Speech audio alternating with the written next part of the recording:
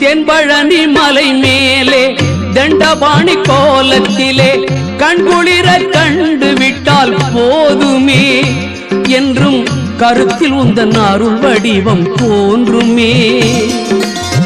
தென்பழனி மலை மேலே தண்டபாணி கோலத்திலே கண்குளிர கண்டு விட்டால் போதுமே என்றும் கருத்தில் உந்தன் அருள் வடிவம் தோன்றுமே.